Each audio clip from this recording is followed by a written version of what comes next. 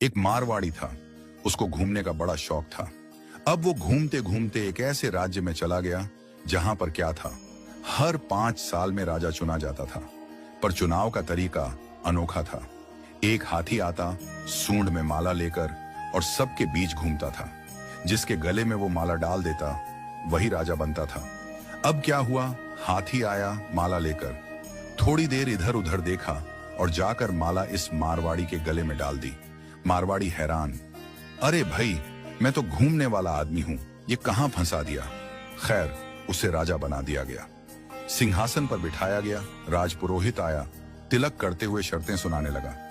भैया, आपको 5 साल के लिए राजा बनाया जा रहा है, लेकिन 5 साल पूरे होते ही आपको यहां से सैकड़ों किलोमीटर दूर एक उफनती नदी के किनारे छोड़ दिया जाएगा। उस नदी में घड़ियाल हैं, मगरमच्छ हैं, जिनकी वजह से आप नदी पार नहीं कर सकते।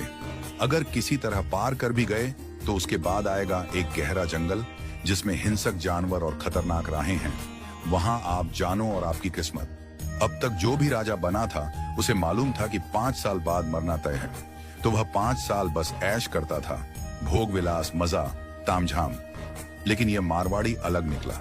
उसने सोचना शुरू किया, अब मुझे 5 साल बाद क्या करना है। राज्य की जो भी आमदनी आती थी उसमें से 51% जनता की भलाई में लगाने लगा, और बचे हुए 49% से उसने अपने आगे की प्लानिंग की।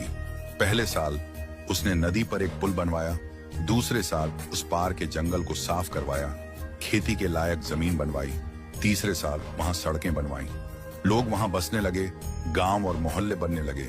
चौथे साल एक छोटा सा महल बनवाया जहां वह आगे जाकर रह सके।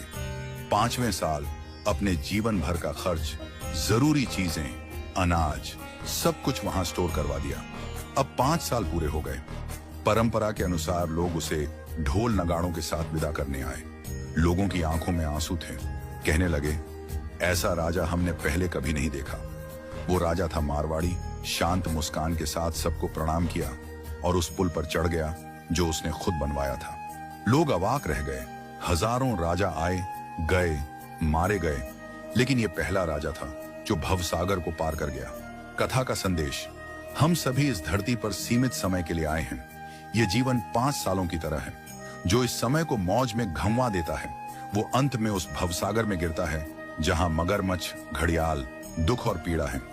लेकिन जो जीवन का उपयोग अच्छे कर्मों, जनसेवा और प्रार्थना में करता है वो इस जीवन से परे उस पार पहुंच जाता है। तो आज ही से भवसागर पार करने के लिए अपना पुल बनाना शुरू कीजिए, ताकि जब आपका